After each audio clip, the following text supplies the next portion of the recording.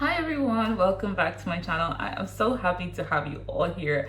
I cannot tell you how excited I am to be getting to share with you some of my hardy fragrances. This is definitely gonna be a fall essential. In your collection, you will definitely smell unique, mysterious, and everything that you will love. Now, what I will be talking about today is Majd Al Sultan by Asdaaf. Anybody who watches a fragrance glance as religiously as I do, you will know how much she loves this fragrance. I do not know why I waited that long to get this. I actually think it's because it wasn't in stock, and when it was, I wasn't pushed to get it. I found it in store for 16 euros. Still can't believe that price. Ridiculous. And I'm surprised that it's still running at that price.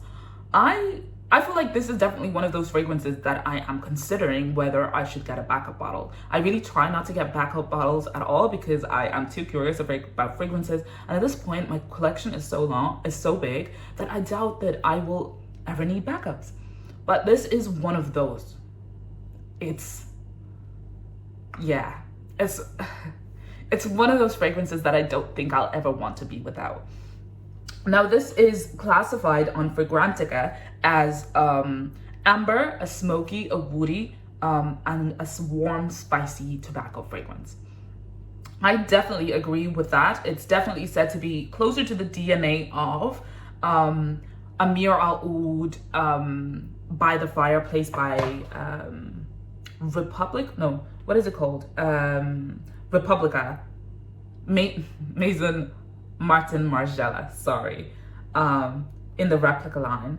And this is, when I smelled that fragrance, it definitely changed my brain wiring when I smelled By the Fireplace. I definitely love a lot more of the smoky, dense, masculine leaning fragrances. And I say masculine leaning, you know what I mean. You know what I mean. At this point, you know what I mean. I use that in the sense of like the characteristics of the fragrance, but this By the Fireplace drew me in. It literally brought me to a place and time, which was by the fireplace, eating chocolates, marshmallows, sitting with my family, talking, in a hotel.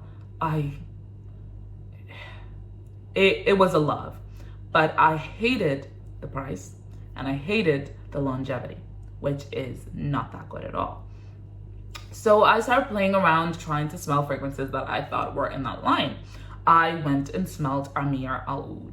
I remember I think it was this time last year when I went and found it and I sprayed it on my jean jacket, and I had like, at the time I was like training, so I had like two long days of like being up and moving and all of this kind of stuff. And I had put this fragrance the day before on my jacket.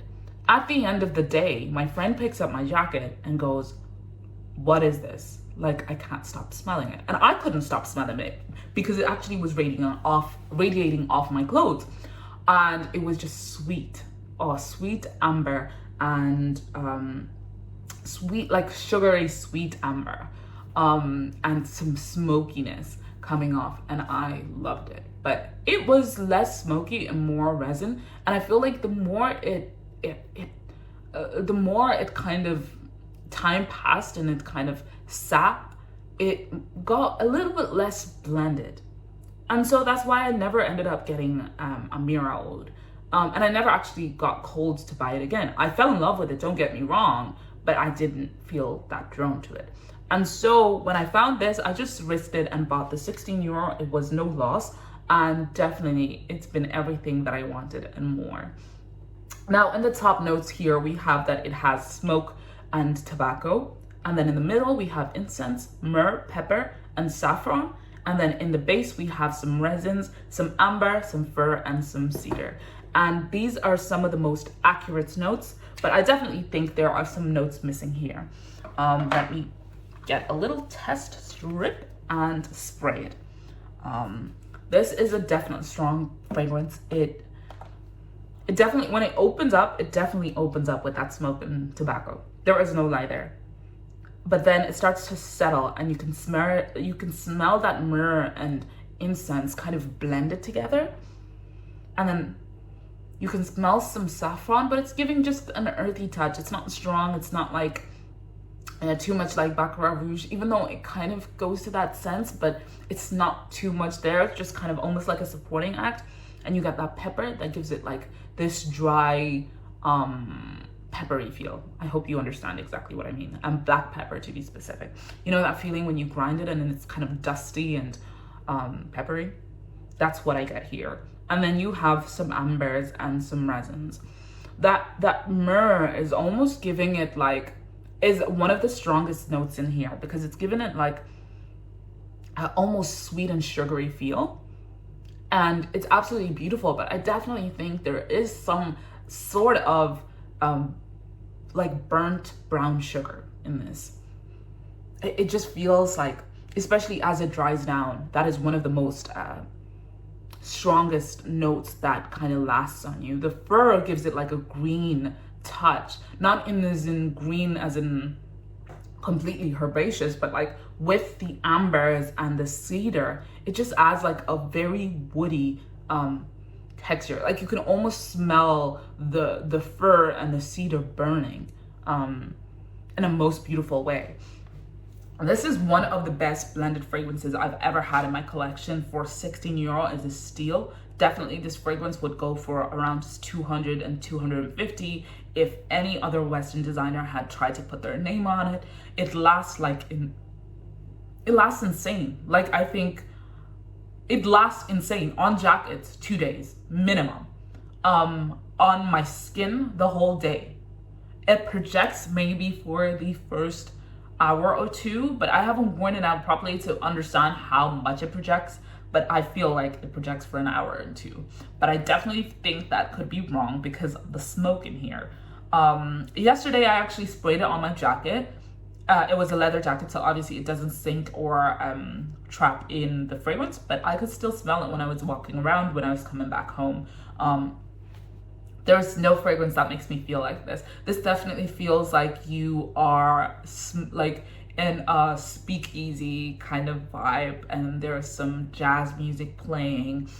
There is a fireplace wherever you're sitting, and you are just having top of the class, high affluent, eloquent conversations. That's where this brings me. Whenever I wear this, because I love my gourmands and I love my mysterious notes, I definitely feel like that sweetness really, like, that's why I feel like this fragrance is so unisex. Like it has those typical masculine notes and characteristics when you think about that smoke, that tobacco, that incense, that cedar, that fir.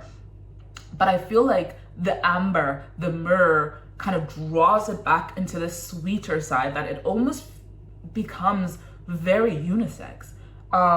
It becomes very unisex. Now, I do think it could be a little bit challenging because actually my sister smelled this fragrance and she said, that is a bit too masculine, so maybe I am completely biased. But I do feel like it's unisex.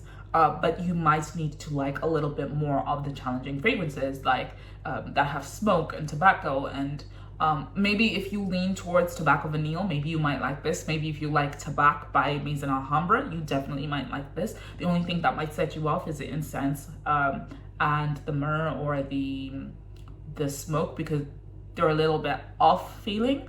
Not in like off, but like they just smell like an off sweetness. So I can imagine that it could make some people feel sick. But for me, I love that. It adds the way this, and this is one of those fragrances that even at the price, it definitely gives you different performances and different aspects as time goes on, which, as we know, especially in Middle Eastern fragrances and at that budget, is not really that realistic. Most fragrances tend to be very linear and you just stick with what you got in the first place. This is not one of those. Definitely a must buy. If you are if you like your masculine fragrances, your mysterious fragrances, I say blind buy it. And especially if you like moods, you might be able to pull this off. And especially if you like your masculine leaning fragrances, it's just risk it. But do not say I told you to risk it, because if you don't like it, don't come and tell me. Don't tell me I told you wrong. So make your own decision. But to me, I would make that decision that I made again. I wish that I hadn't waited that long to do this. But again, it's your decision. You do what makes you feel comfortable, and you let me know whether you like it or not if you smelled it. Always do a tester, guys. Like, go ahead and try a tester.